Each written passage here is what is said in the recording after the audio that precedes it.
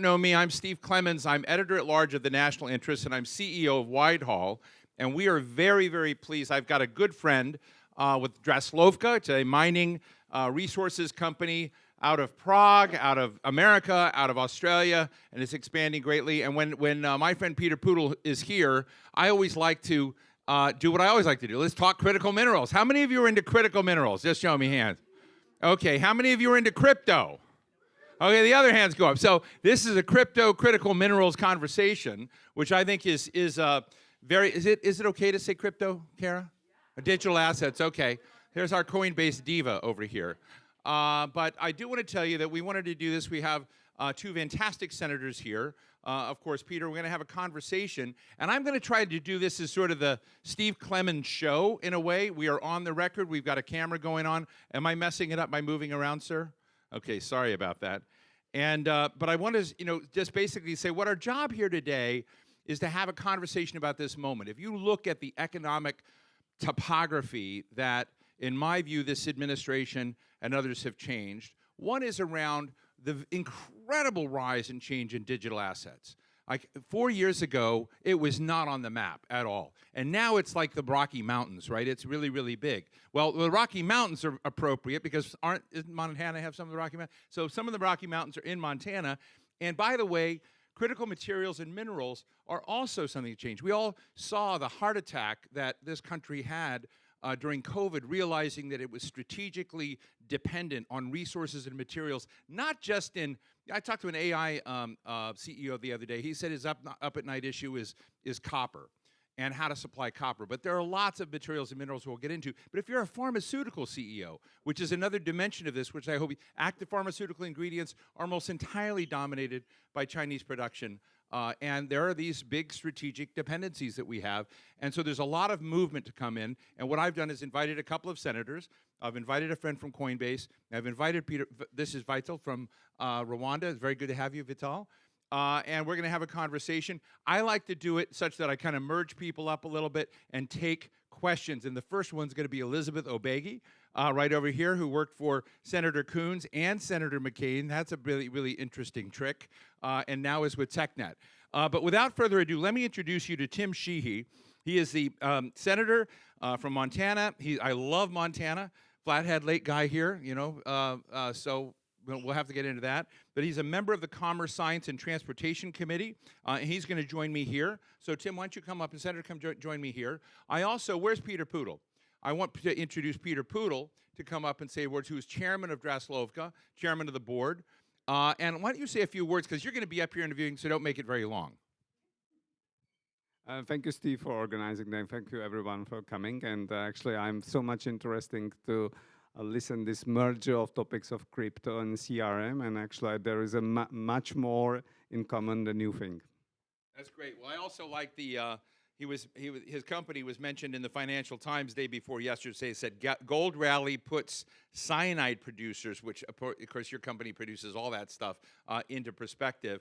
But he does it actually sustainably. But Senator, have a seat. Come join me here. So thank you very much for joining us today. Let me just start out and say you're from one of the key states that may make a major difference in the vector of the United States on critical materials. Why do you think the decibel level of urgency has changed so much? Supply and demand, basics of economics. We've spent the last 50 years optimizing our corporate balance sheets and P&Ls, and the focus wasn't on resiliency, it was on optimization. And oftentimes those two characteristics in any paradigm can be mutually exclusive, and I think on their face they seem like they should go hand in hand. Something that's perfectly optimized should therefore be resilient, right? Because if it's been perfect and it's optimized, it shouldn't have resiliency issues. But I think in the real world, it doesn't work like that. If something's been optimized, it's low tolerance and it's efficient, which probably means it's actually not very resilient. And we've seen, especially in the last 30 years, a hastening of efficiency as whether it's MIT's slow school of management that's brainwashed, 2 generations of executives, or whether it's incentives from our tax code and our government that have encouraged companies to offshore these skills. Whatever reason you believe led to this, we've seen a decrease in the resiliency in our supply chains of all kind. Whether you're making rubber for car tires, or you're making circuit boards, or whether you're growing food. And the nasty, dirty, hard parts of a lot of these industries have been exported overseas, whether it's Australia, Africa, Asia, South America, whatever it is. And now we're realizing that COVID was really a wake-up call, that the supply chains were not nearly as resilient as we thought they were. Just-in-time delivery had led companies, small and large, to keep nothing on the shelf. Low risk, don't have stores on the shelf because you don't want to carry anything you may not need. And of course, as supply chains became kinked and destroyed very rapidly with little to no warning, everyone had the wake-up call that, wow, my supply chain resiliency is perhaps more important than its efficiency, because efficiency is a 1 to 2 to 3 to 4 to 5% margin that I'm working on.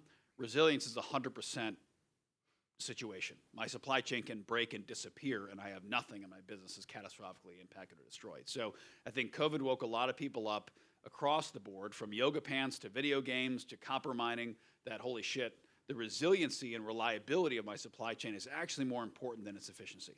And I think that's critical to your industry. I interviewed someone recently who said we've moved from just in time to just in case. And what's interesting, which you've just validated, but I think what's interesting about that is that it essentially creates a cost in the system that wasn't there before. And when I look at stock analysts and I kind of look at how we got where we were before with very thin inventories and really hyper just-in-time production, it was because markets took us there. Are markets going to protect us? And it's going to take us into our conversation with Kara. Are markets going to protect us around those redundancies that you seem to think, that many people seem to think we need to? I also want to tell everybody, this gentleman here was a Navy SEAL. He was a pilot. He's on the Senate Armed Services Committee. He's on the Senate Commerce, Science, and Transportation Committee. So you see the commerce side, you see the national security side of this. But I worry about the military. I worry about being able to make high-end aircraft with a lot of our strategic minerals dependencies that we have. Well, I think more important and germane to this discussion, I was a business owner. I started my company with 2 guys in a barn and grew it to about 500 employees total across multiple industries: manufacturing, aerospace, defense, manufacturing of focal planes and infrared sensors. So had owned a supply chain, had operations on 4 continents, so understood the business pressures, took one of my companies public and dealt with those bastard short sellers and people that look at everything you do every day and say, man, you're not efficient enough. So I dealt with this personally because I believed in a resilient business model that maybe isn't as efficient, but I could survive those seismic events, because as I built my business in the last 5 years before I was just sworn in last fall, I was in the era of COVID, was in Montana when we had, we're far from everything in Montana, so having a manufacturing company in Montana, logistics are key. Everything's got to be shipped in a long ways away. So, but the point that you're asking is this is a national security matter. I mean, our economic security is national security. Our ability to have dominance in digital currencies, in quantum computing, in AI, is existential for these next 30 years. And all of those positions, I was at the largest data center in the world about a month ago down in Abilene, Texas, the Stargate project with OpenAI and Crusoe and Oracle. And as you look at what they're building, which is currently, it's not even done being built. It's the largest data center in the world. It's like 32 NFL-sized, like football stadium buildings just lined up. It's mind-boggling. And 16 months prior, it was nothing but a hayfield, like out of nowhere. So when people say America can't build things anymore, yes, we can if we choose to. If we choose to, they basically shop this project around. Where can we build something fast? Who's going to give us the regulatory permits to move fast? Who's not going to mire us in environmental impact studies every other day? Who's not going to plant a spotted owl nest in the middle and say we got to protect the salamander and the Eurasian snailfish and everyone else? Like, no, we need to build this data center fast because we need to have these models running so we can win this AI war and all these other ones with it. But the limiting factor on building this wasn't NVIDIA's chips, and it wasn't even copper. It was welders. It was people. It was the fact that they couldn't get enough skilled tradesmen to build the project. All the highfalutin technology wasn't the limiting factor. But to your point, what we're realizing is all, as advanced as our industries may be, from digital currency to quantum computing to supersonic aircraft to AI, we still need the actual physical stuff to build it. You still need it. And 97% of rare earths are either mined and or processed in China. And whether we like it or not, those rare earths are part of every smartphone in your pocket. They're part of the smart car you drove here. There's part of missile guidance systems and aviation guidance systems. And we became so hyper confident in our knowledge economy and that we were smarter than everybody else that we could let someone else do the dirty work. We don't have to dig things out of the ground anymore. We don't have to process them. We don't have to do all that nasty stuff. Someone else will do that for us. Now we've realized, well, you know what? We actually do need that. We need the welders. We need the miners. We need to have our own copper, our own lithium, our own rare earths. And not only do we need to have our own of it, we actually need to be able to process and refine it and create it in a controlled supply chain as well. In a few minutes, I'm going to ask Petr Pudil come to join us, and then Kara Calvert of Coinbase. But I guess what I want to ask you is the sense of urgency, because there's so many issues unfolding right now so quickly, and it reminds me. I mean, I'm always bad with metaphors, but it was really interesting. And sorry to mention the Ukraine war, but a lot of the stress points were around the amount of ammunition we could produce, and Russia was sitting on 14 million rounds of ammo. When we had Europe, Peter's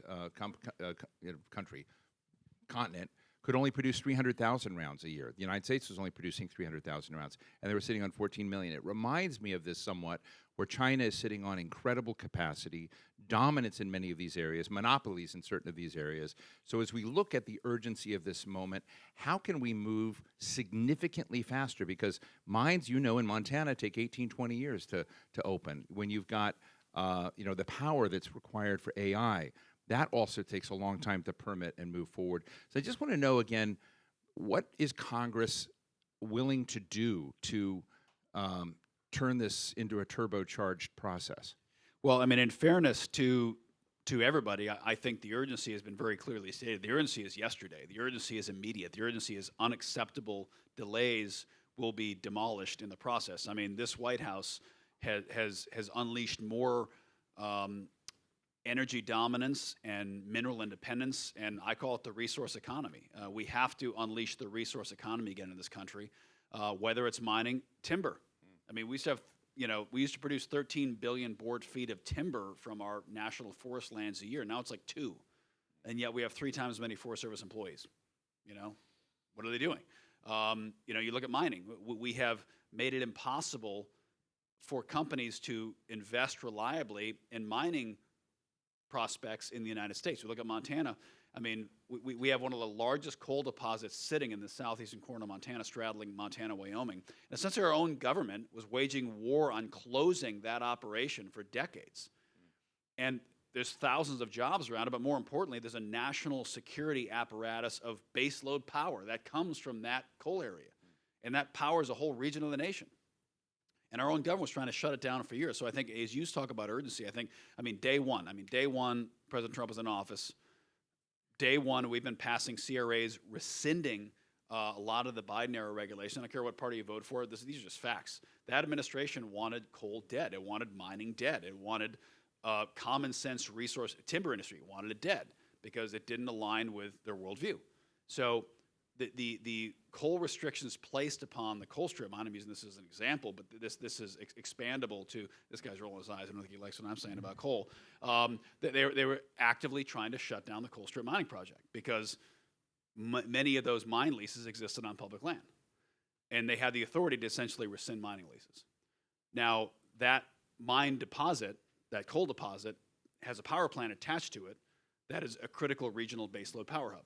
And you can argue the merits of climate change all day long. What you can't argue is that coal going into that furnace creates electricity that we need.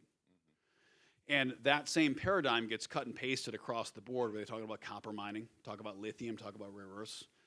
And we don't really have a choice in the matter. It's not a decision we can make. China's decided, as you said, they're going to build ships 230 times faster than we are, which they are doing.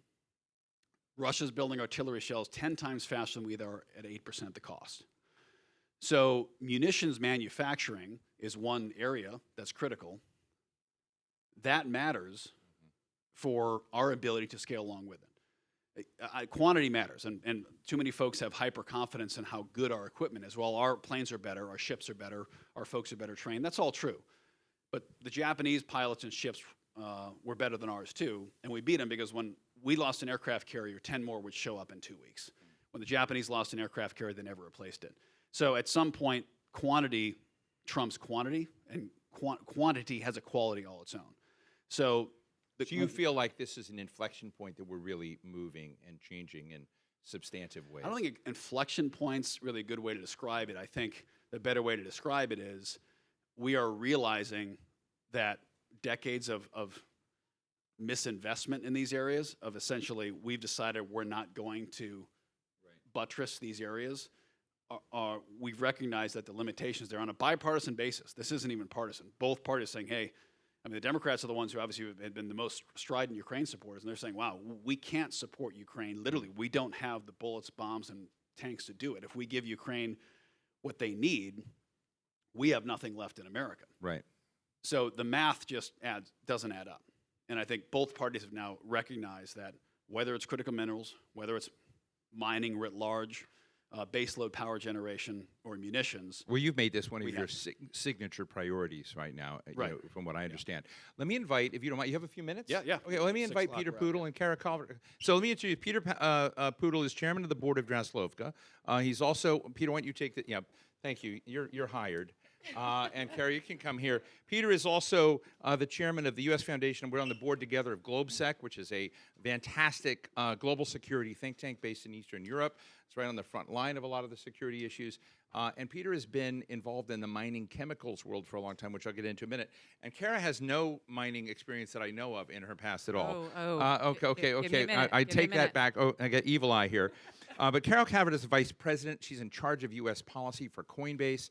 And Coinbase, of course, is the largest holder and manager of digital assets in the entire world.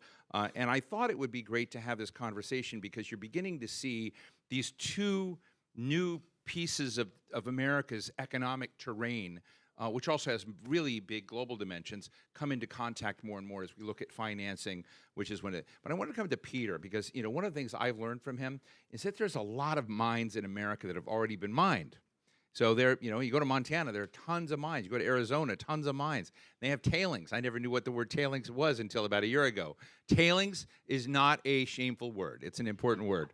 And it is there are a lot of materials in those mines. Almost 40% of the copper that's mined can still be in those tailings. And what's interesting is how do you get it out? And technology, catches up to the times. And his company does something called glycine leaching. You can tell your own story in a moment, but I can tell it without an accent, Peter.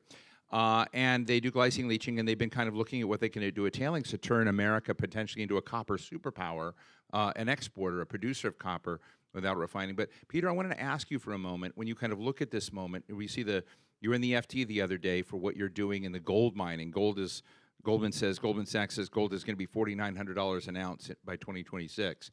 Or in 2026, which is huge. But when you kind of look at what's going on, both because of concern about economy and whatnot, but also because of the squeeze on assets, which Senator Sheehy talked about, how are you able to move the needle from your perspective?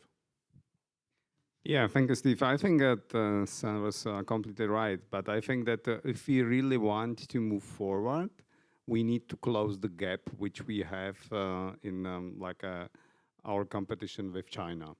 And I would strongly recommend not only follow the road and the technology which China already dominates, because it can end up we will spend billions of dollars and we will not be able to beat them, because simply said they are quite far behind us at the moment. And be practical, it's on the we should do a very smart policy, and Trump administration is doing that, but in concrete way on the supply and demand side. For instance, if you want to open a new mine, whatever, you need 7 to 10 years. Even if you accelerate the permit process, you need 5 years. It's still a long time, but you have a really decent quantity of these critical raw materials which are sitting in the deposits called as a waste or tailings all around the world, also here in the United States, in Mexico, in Canada, in Australia, in some other more friendly countries. And there are technologies like we develop a glycine, but many other our competitors doing the same or similar things, and you can get that material from these tailings in, and it takes a year or two to reopen that.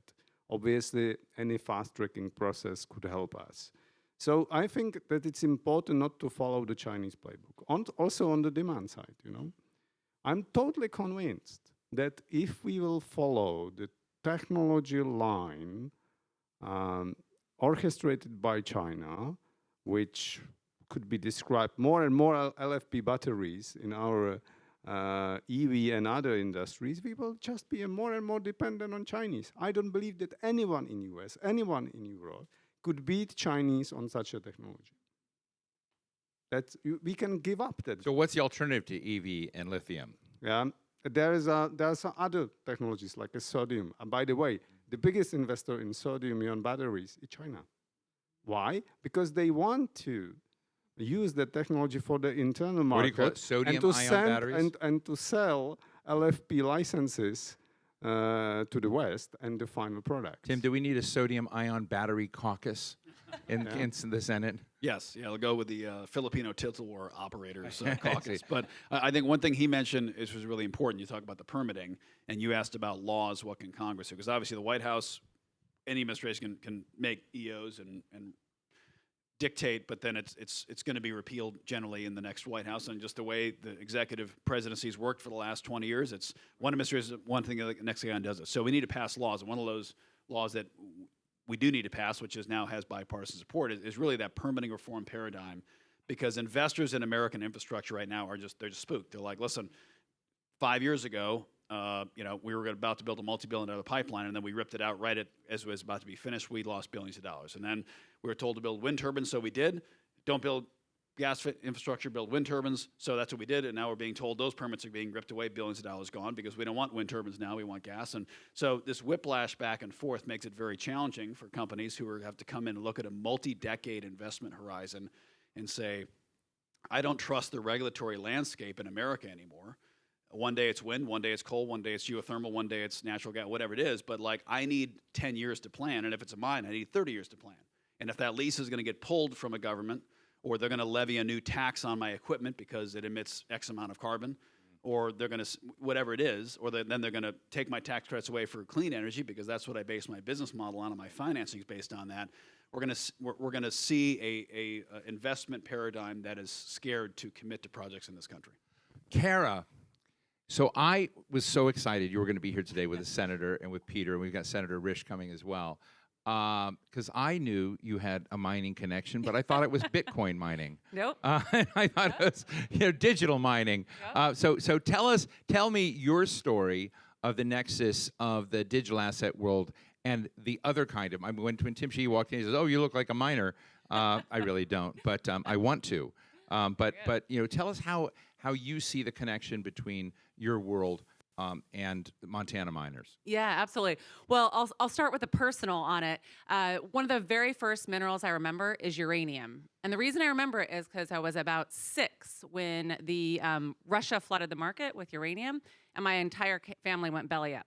We were mining in Wyoming. I'm from Wyoming, born and raised, so you're speaking my language here about rare minerals, and I was... You're the first person I've ever met said, my family were uranium miners in Montana. Yep. It sounds like an SNL skit or a It scary does. movie. And then they had to shift over to oil and gas which was also been demonized now for years and years and years. And so it was an interesting and wonderful place to grow up, but it was a lot about how we were going to deliver all of these natural resources in a way that was efficient, but was also met the needs of our multi-land use, how we were going to do this in the right way.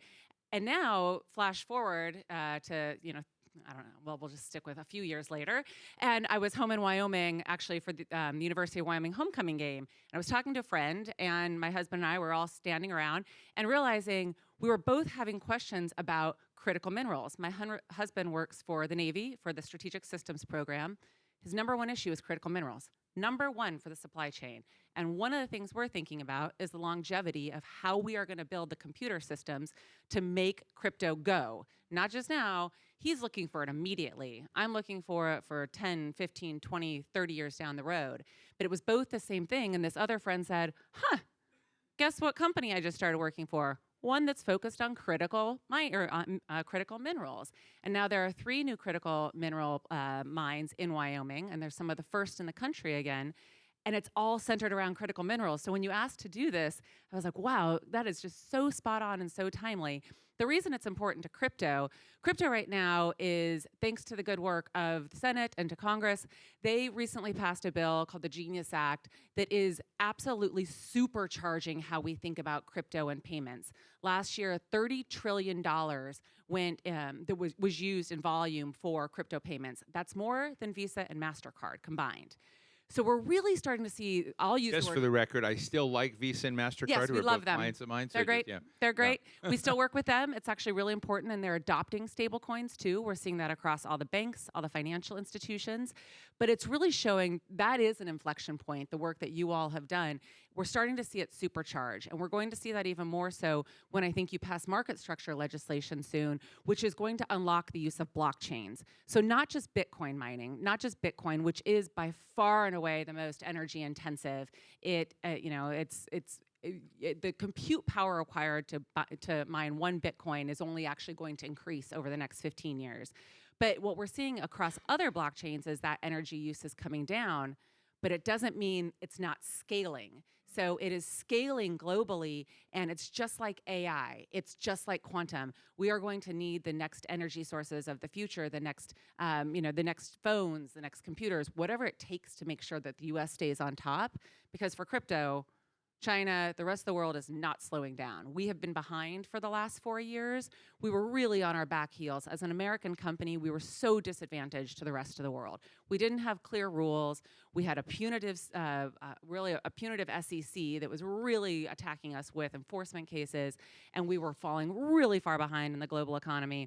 And now that has turned basically overnight. Again, facts. President Trump immediately came in, rescinded a lot of bad actions, put in place an SEC chair who is actually working with us, and then Congress obviously picked up the mantle and has passed legislation. So, Let me ask, Senator, I know you've got to leave in a couple of minutes, but let me just ask you both here real quick in response to what Kara has painted a picture, which I think is very exciting, but a lot of people are scared of it, to be honest. A lot of people are worried that this go-go train of huge change has embedded vulnerabilities and dangers.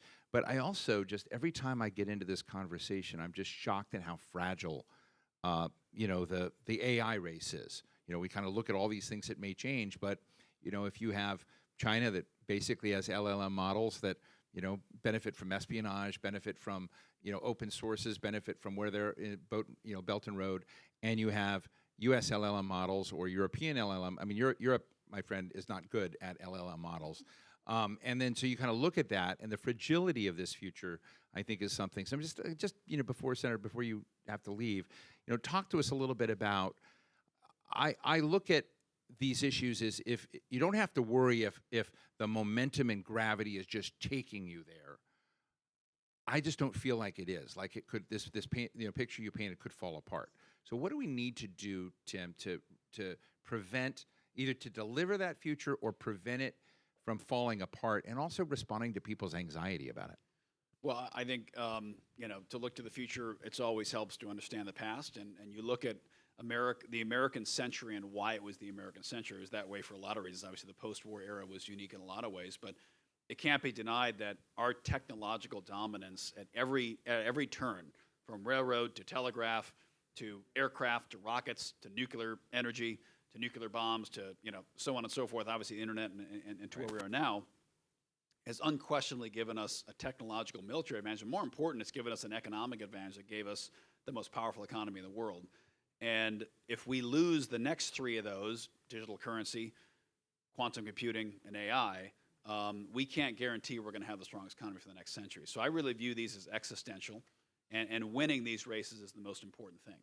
We want to win them the right way, and how we win them does matter, but winning them still is the most important thing. And China will fight us at all costs with no rules and no holds barred. And they have built-in advantages over us here. From AI, obviously they have the built-in advantage that they have 1 billion people whose data has no expectation of privacy and will be shared limitlessly to build those models at scale quickly with unlimited support from a totalitarian government.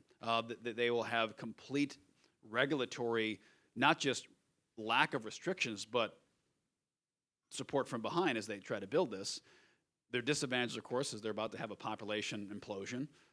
They can't make their own energy. They can't supply anything that their economy needs, whereas we have the opposite advantage. We've just chosen not to. So the real inflection point, which you mentioned earlier, I don't think is actually the market dynamics. It's our decision as a nation is, are we going to actually lead this? Have we made that decision? And then are we willing to do what's necessary? And we've seen this before as a nation. No other country in the history of the world has pivoted as quick as America's pivoted on many times. Whether it's the Civil War, whether it's 1941, or December 6th, over 80% of Americans said, this isn't our problem. We don't want to fight this war. On December 7th, we decided, and then we built the biggest war machine ever. So I think we're deciding now that we want to win these fights, and how we behave as a government will be critical in that regard. Well, I know you've got to run. You know, that's David Malpass, though, who's former president of the World Bank. He might have, you know, I think he feels like I do, that we're, you know, thrilled we're not ageist at all, but, you know, we like the fact that you're just slightly younger than we are. It's an unusual thing to be interviewing a senator. So do you, yeah, you know, yeah, he's got a quick, do you have a quick question, David?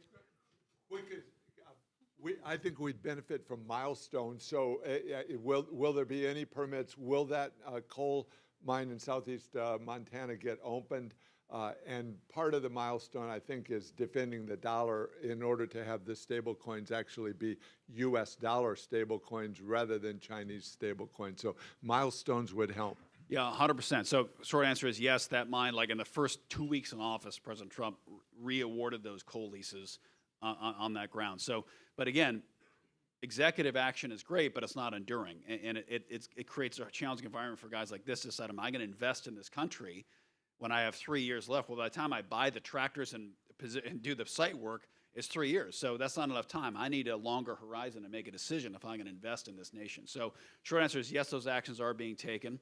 We have a number of pieces of legislation that will make those permanent, and that's happening as we speak. To your second question, it's absolutely, the stablecoin market structure is 100% critical because we want digital currency to happen here. We want it to happen with the dollar in America, rooted in our economy. And it's so important we do that fast because the scariest thing about this is not even just China, it's that it doesn't have to be a state actor. It can be almost anybody. So that market structure milestone, as you put it, is key. So thanks for having me. So Appreciate Senator Tim Sheehy of Montana, thank you so much for joining us. Great to have you here.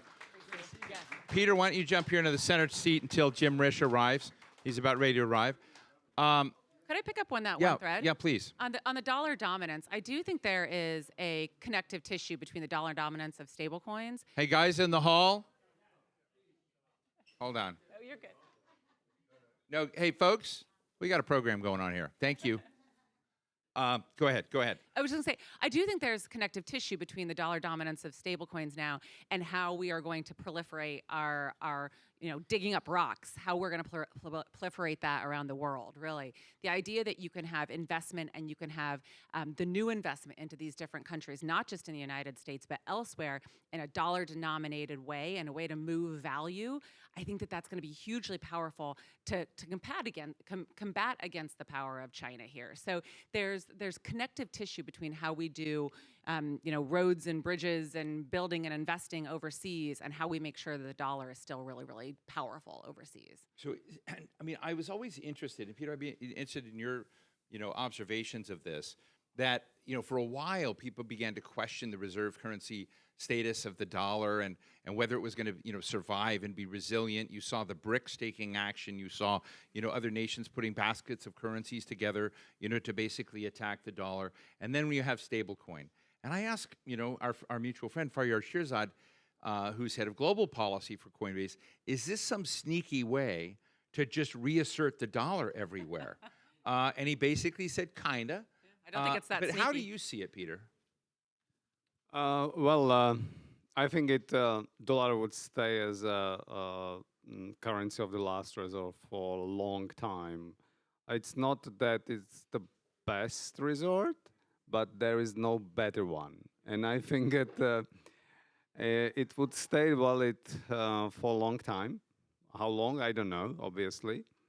But then at the end, I think that stablecoin as a concept, it's unstoppable. Doesn't matter what you think here in US, what we think in Europe.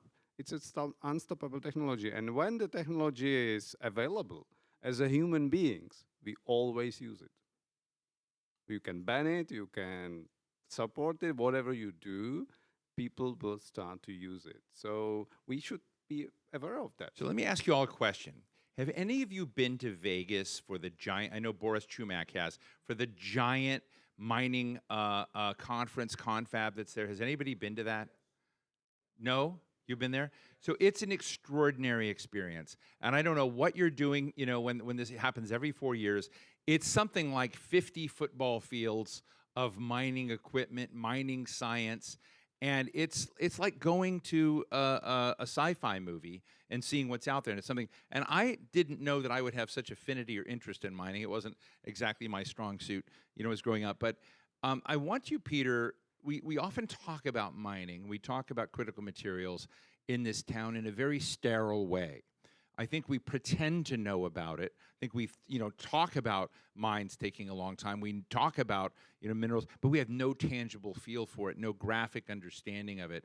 Can you tell us a little bit about, just a short form, what, I mean, you've been in this, and your company's been in it for a century, but I think when you kind of look at what's going on, we just got a big US-Australia deal, for instance, you know, huge new Australia deal. I mean, President Trump got along with Anthony Albanese, you know, the very, you know, not of the same conservative wing party in Australia, which was a really outstanding event. My friend Boris Chumak hosted one of the big events around that, celebrating the Australia-U.S. mining deal. Boris is with BHP on happy 140th anniversary. But I want to kind of ask you about, help us understand what is really cool about mining and the technology you're bringing to it. Well, I think that you should understand the magnitude of the challenge which you are facing. Everyone is now talking about the rare minerals, so I will not step into that water because you have read all these facts. But I will talk about copper, which is the next bubble which is coming. Yeah, the demand, there is a plenty of like outlooks, and the serious outlook says that actually the demand will be tripled or maybe even more in upcoming decade. And 70% of refinery capacity is housed in China or in countries which are friendly to China. To build that in US or Mexico elsewhere, it's a nightmare. I don't believe that it can happen if we don't change the technology how to refine copper. If you use the same technology like Chinese have, we will bring back all these environmental issues, why we decided to outsource that dirty process to China. So this country will become dirty. Yeah, Really no, I don't believe on that because your population would not agree as long as you don't declare the act of war and stop to asking people what they think about it. And I'm serious about it. That's why we are so much dependent on China. That's the main reason why we are not mining, why we are not processing in this country. And so we have to think about this strategically. And I would, if I would be in the position of senator or any other, make like a call and try to elevate all new technologies which can change the playbook, how the mining and particularly processing works. Otherwise, we will, I think, be very difficult situation even in 5-7 years' time. So we are a small part of that. We have a solution for copper, gold, and some other critical raw materials, but without like several other technologies on the market, would be quite difficult to beat Chinese. So we have now have with us the chairman of the Senate Foreign Relations Committee from Idaho, Senator James Risch. Jim, come on up. Is your whole team here? Great to see you. Let me introduce you. We're having a conversation. This is the Steve Clemens Show on critical materials. You know, you've been at it before. I know you are, yeah. You know, this is Peter Pudil, the chairman of Draslovka. This is Calvert, head of U.S. policy for Coinbase. Senator, and I should reveal that I know him really well, so I usually go by Jim. So Jim, what we're trying to get at today in a very friendly conversation here is to understand the decibel level of urgency when it comes to getting critical materials questions right, how it impacts our national security, how we need. But my friend Kara Calvert here with Coinbase is also helping us to understand the flexibility of this new world. You know, if you kind of look at how digital assets have begun to become part of the topography of the American economy, just as a resurgence in manufacturing and potentially mining is. And so we've invited to kind of discuss the nexus of this. But I'd like you to kind of give us an understanding of, well, while government is not doing anything and moving ahead, about the decibel level of urgency on critical materials. That would be a misconception. The American public really does not understand how critical this really is. And I wasn't really saying tongue-in-cheek that the government isn't. We have been aware of this for some time. So let's start at the 50,000-foot level and briefly. Most Americans don't understand the supply chain that America works with. Our supply chain, with the globe having advanced to the place it's in, is such that everything is connected. I mean, everything is connected. And so that's a good thing, right? Until COVID comes along. And when COVID came along, it became obvious right at that point that we had some real vulnerabilities in the supply chain. At that point, there were some steps taken saying, we really ought to do something about this. We can't get a lot of medical supplies we need and that sort of thing. It's all coming out of China, causing us problems. We got through it and decided we were going to do things different, did to a degree. Then came the Ukraine war. So when the Ukraine war started, we started shipping a lot of material into Ukraine. And the Ukrainians were saying, hey, we need more. The Europeans were saying, hey, we need more. The poster child for that probably is HIMARS. They were using HIMARS, which really helped them keep control of their skies. And had they not done that, the war would have been over in days instead of as long as it's gone. But in any event, they kept using HIMARS, and they wanted more HIMARS. We went looking for more HIMARS, and there weren't any HIMARS. And we said, well, this is very simple. We'll just make more HIMARS, right? Well, it doesn't work exactly like that. What happens is the government puts out a spec for a particular product, and to make a long story short, people bid on it. The winning bidder builds a facility to make HIMARS in a very specialty kind of way. It completes the contract, and then it tears down the production line. And we're talking now, that thing I just said is over a period of a number of years. And so you can't just start up again making HIMARS. Well, HIMARS was just one example. And overlaid over all of this is not only the products that were manufactured, but the products that go into it. And every product, just about, somewhere has either a rare earth or a critical minerals attached to it. And so when we backed up and started looking at this, where's this stuff? Well, it's either in China or in Africa. And the Chinese have been very thoughtful about cornering the market on all of this. And we should have taken a lesson a decade or so ago. The Chinese got mad at the Japanese and cut them off on the critical minerals. And it shut down some industries in Japan. They settled that.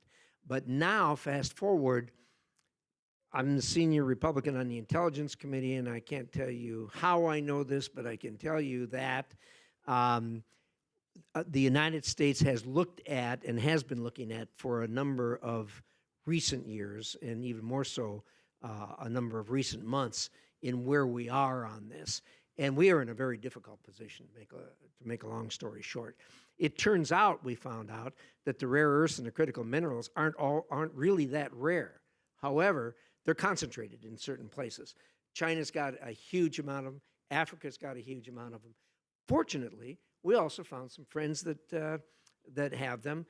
Australia's got just about every one of them, and we just signed an agreement with them, as you saw, in the last 10 days. And Canada's got a lot of them. And even though we won the World Series, we still haven't got it patched up with Canada, but we're working on it. And the relationship with Canada is going to get better. Also, some of the European countries, Sweden particularly, has a number of these. And so we're actually looking forward to getting to the position where China no longer has this really critical monopoly on critical minerals and rare earths.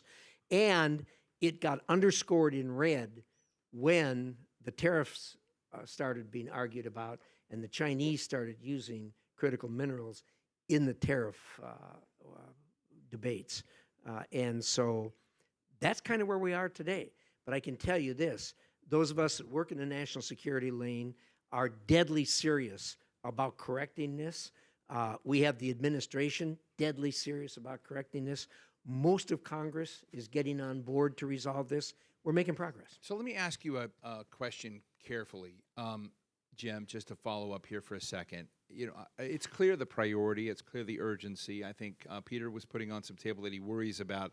He said it would be a mistake for America to replicate everything China's done, but to kind of, you know, come along. But I guess my question is there a way to do it to get the equilibrium right about resource development in the United States that brings both parties together? Or is this just a, you know, Republican Party slam dunk and Democrats are left out? But are there ways, because I know you've got so many good friends on both sides of the aisle, is it being presented in a way in which substantial portions of both caucuses can fully get behind it? The answer to that question is yes. Let me drill down on that a little bit. First of all, you know, America also has some of these critical minerals. The poster child for that is lithium. China had the monopoly on lithium, and then they started making the batteries out of lithium, and all of a sudden the price went sky high. Turns out there's lithium all over out west in the state next to mine in Oregon. They got a whole mountain of lithium. The same way in South America. So that's going to continue to happen. Here in the U.S., we have a number of these, and even the Defense Department is getting involved in some projects to get some stuff that they need. But this is not a partisan issue by any stretch of the imagination. I would say that there's going to be some pushback from the outer edges, probably, of the environmental community, because this involves mining, and when you mine, you disturb the ground and you take stuff out of the ground, and that can be done responsibly. It can be done in a way where you don't wind up causing a disaster. So we'll have to balance that, but there'll be, as with everything else, there'll be a give and a take on it. But this is not a partisan issue by any stretch of the imagination. Kara, is Coinbase going to be the new banker of artisanal and new mines in America?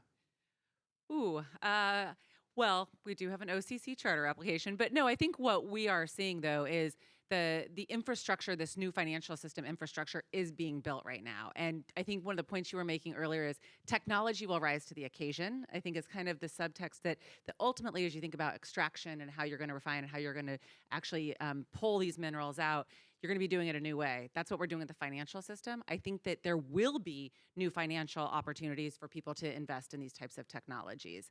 And again, just going back to stablecoins, I haven't had the opportunity to thank you yet for passing a stablecoin bill that actually allows that to happen and to kind of update this system. I voted for it, but I have to tell you, No. I had always love when reservations, he and gets I'm the gonna. button. I get to ask questions. No, I love it. No, I that's get good. to Go ask- ahead. Yeah.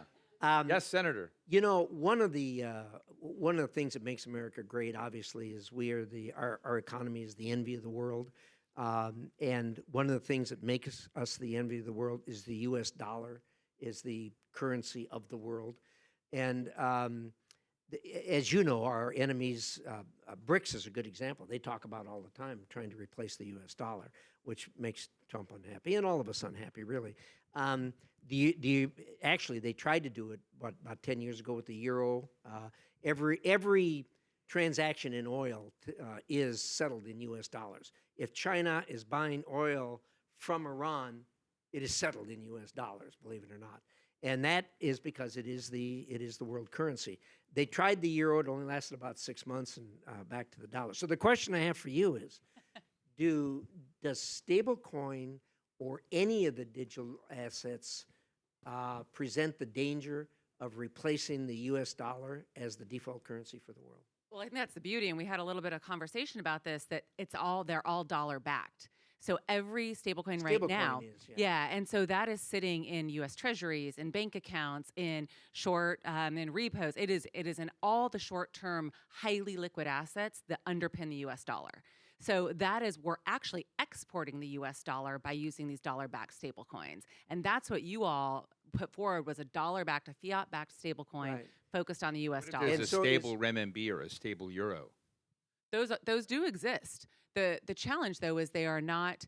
So I think we've been very clear in the United States that we don't support a central bank digital currency. I think that's been important. But the Congress has made that clear. It is happening in different places. The question is whether or not you have a CBDC that takes off in the same way that a dollar-backed stablecoin will. And right now, we're seeing no proof of that. Overall, stablecoins are overwhelmingly, I want to say it's 90%, but I could be off a little bit, are dollar-backed. It's going to be the market. It's going to be whether or not people want to settle in dollar, or if they want to settle in the Chinese yuan, in the digital yuan. Peter? I think they still want to settle in the dollar. I would slightly disagree. Oh, he's Not European. that you are right, but actually, we should be aware of the fact that the tokenization of the economy is happening. It's unstoppable. You don't have any regulatory chance to stop it, because if you try it in US, someone else will do it on the planet. And sooner or later, it would be a challenge even for a dollar. But as I mentioned before you came, so far, US dollar is definitely the currency of the last resort, not because it's the perfect, but it's because there is no better alternative. And stablecoin would not become the alternative, but we should be all aware of the fact in maybe 10, 20 years' time, people would start to make a different payment schemes. And I think that nobody has a chance to stop it, even here in US. So can you have a stable coin that has a fiat currency backing it other than the US dollar? Absolutely. And I think ultimately it depends on how that's regulated. And we were falling behind in the US before you all passed the Genius Act. There were different Which fiat Trump backed. says was named after him, by the way. Oh, I think you'd have to ask the sponsors, but ultimately, yes. I mean, the reality is there are lots of fiat-backed stable coins. You know, I could not have gotten away with that. Yeah. And you shouldn't try, Steve. You do want us coming back, right? I want you coming back. But the regulation you put in place actually is what is going to help make sure that the U.S. can keep competing for dollar-backed stablecoins. Had you not acted, slowly but surely it would have eroded the faith in these dollar-backed, because there were no clear rules. There was no rule for reserves. There was no insurance that you wouldn't have a run on it. There were a lot of different concerns that were holding U.S. dollar-backed stablecoins back.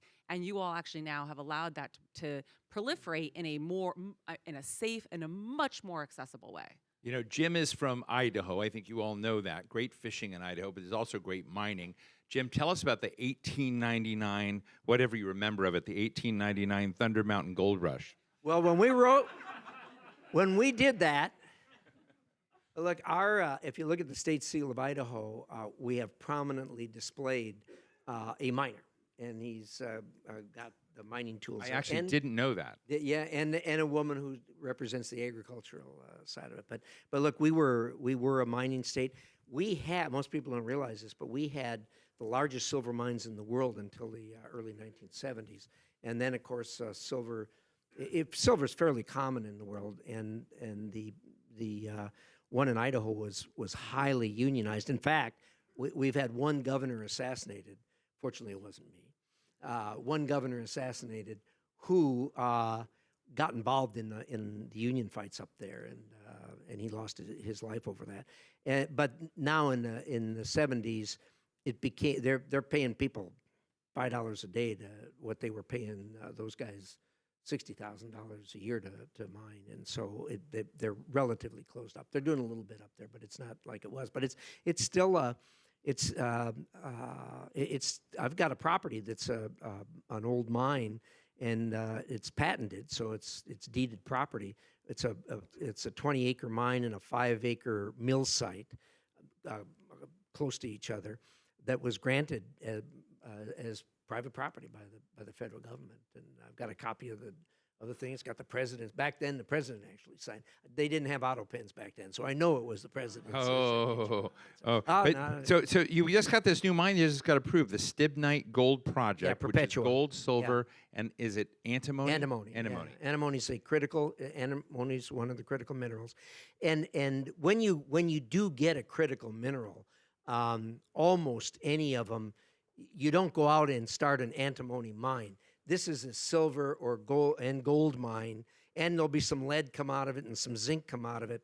And one of the rare earths, or one of the critical minerals, will be a byproduct or a very small amount that comes with the more valuable minerals that come out of it. Although I shouldn't say more valuable; these are also very, very valuable. But tonnage-wise, you'll get a lot more gold and silver than you. In the last few minutes we have, because we want to get people back to drinking, do you know Nilmini Rubin? So this is a very famous former staffer of the Senate Foreign Relations Committee, Republican staff. You should have her picture on the wall. Nilmini is a big crypto person in the world now. Question?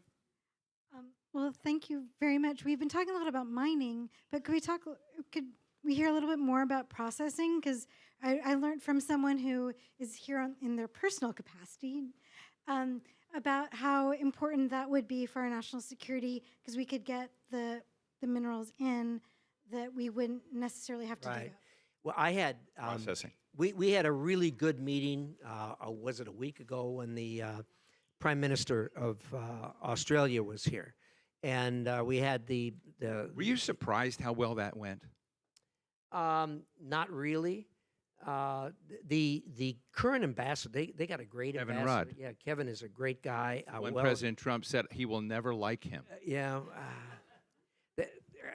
they kind of gotten over that. Okay, I know. But in any event, Kevin's great. In fact, I was teasing the Prime Minister when I was sitting down with him, and I said, we really appreciate Kevin Rudd here. He is so good. Everybody likes him, and he goes around singing your praises, Mr. Prime Minister. I mean, he says you are the most. People just love you in Australia.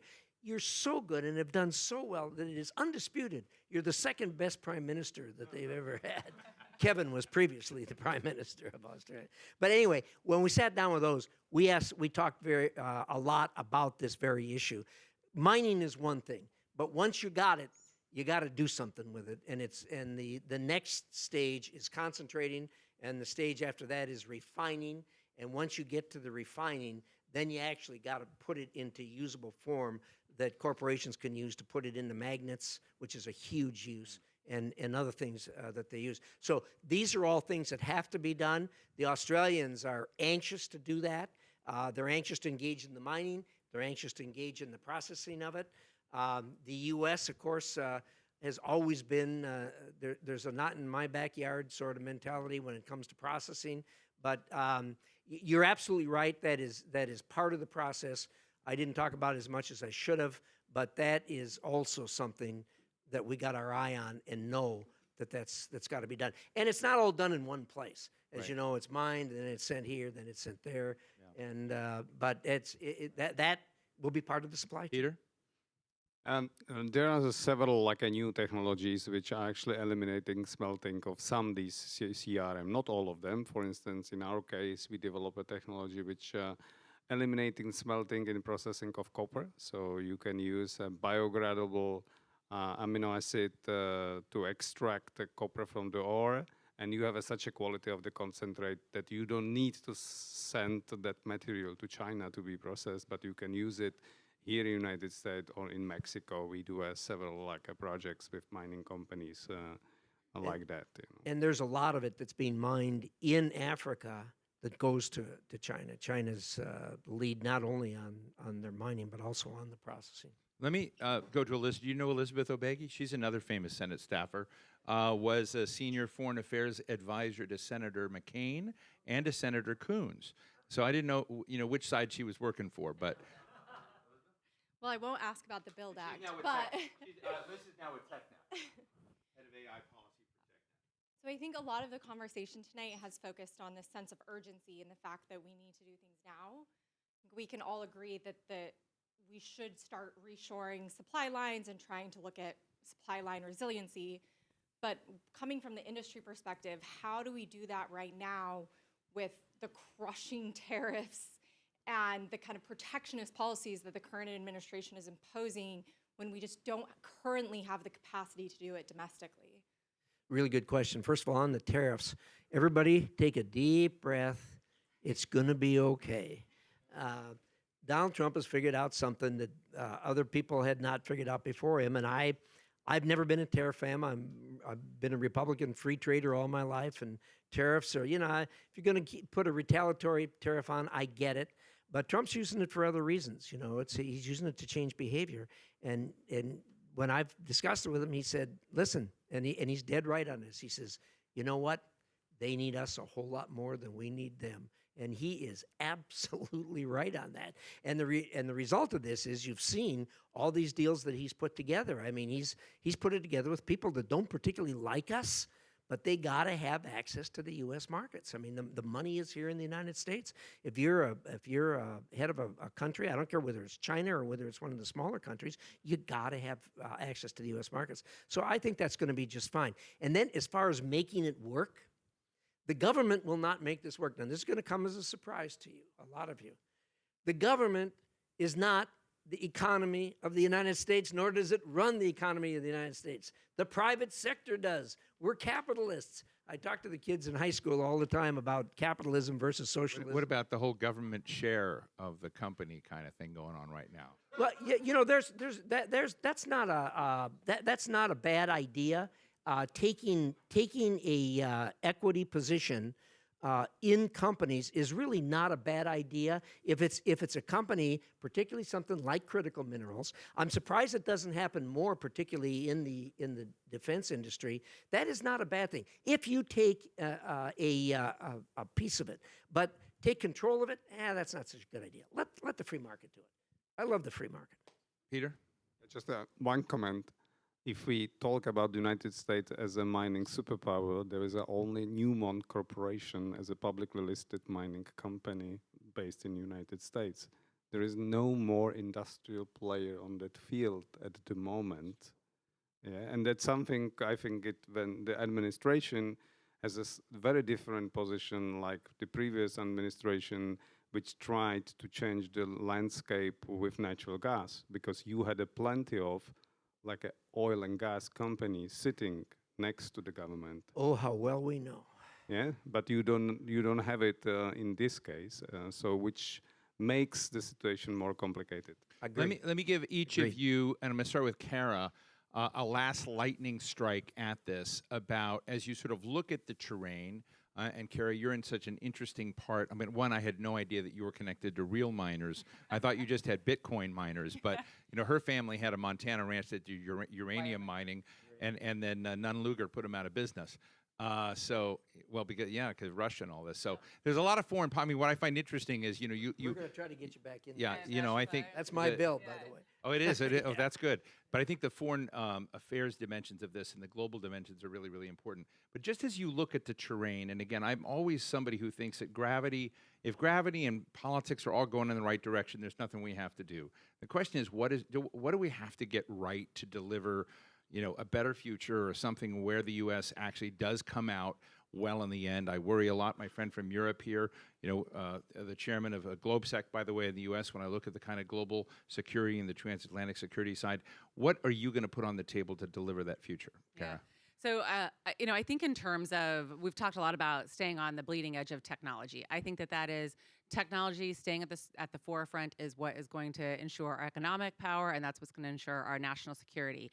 I do think, though, that's only fueled by the rocks in the ground and how we get those out and how we actually position the hardware to actually do all this computing. So we are dependent on all the work that you are doing. I think we are going to do it better, faster than any other country across the globe when it comes to crypto or AI or quantum. I think Senator Sheehy was exactly right that is the future of how we're going to be revolutionizing just not the financial system, but everything. So I think we've got to make sure that there are things like proper permitting. We do have to ensure that we can actually get to these minerals down under the ground and multi-use capabilities, and it's so critical to my industry and to the future of AI, to all the other issues that we're working on. Because if we can't get the minerals out of the ground and get them into data centers, Right. we can't do our work. Peter? Make a bet on technologies, not only on capital. Wow. You're invited to every conference. Senator Risch. State the question again. Well, I'm asking you to sort of look at one thing, one or two things we most need to get right as we look? What I had said before you arrived earlier, we were talking with Tim Sheehy, as I said, keep painting this big picture of how we're at this, moment where AI is going to be, like a tsunami changing so many different things. But it's dependent on power, it's dependent on talent, dependent on, continual technological advances. There's a major geostrategic race going on. There's also a lot of anxiety, frankly, in the country about a lot of these changes. And so I'm just, it's interesting how fragile this powerful vision is. I mean, if you kind of look at, so I'm interested in what you think we have to most get right. Well, I think, first of all, the vision is not there to where AI is going to take us. I mean, you talk to people and everybody has their ideas and what have you. It's certainly going to revolutionize a lot of things. And I think it's really important that the U.S. Lead on that as we have in other things. And if we don't, I know who's going to fill the vacuum, and that's not an idea that we really like. Well, I just want to say, first of all, to all of you, thank you for joining us, but to Senator Tim Sheehy, Senator Jim Risch, two great senators in this area, Petr Pudil, of course, the chairman of Draslovka, and Calvert, the head of U.S. policy for Coinbase. We wanted to have this discussion, this pop-up, and I'm doing these all the time. Last week, we had an online forum with the former CEO of Rio Tinto. We've done this with BHP, Glencore, who am I forgetting? I'm going to get in trouble here. I finally learned to say it, Freefor McMoran. I've always said McMoran and got that right. But as you and I look at the big mining areas or what's going on in the United States, we've regularly brought people across from both sides of the aisle, environmentalists, miners, everybody looking at this to bring them. Draslovka has been a big partner with Widehall and kind of, creating this ecosystem of communication. So thanks so much for sponsoring, all of these things. But Jim, Senator Risch, thank you so much for joining us. Petr, thank you for joining us. Kara, thank you for joining us. Thank you all for joining us. Continue to drink and have fun. Thank you very much.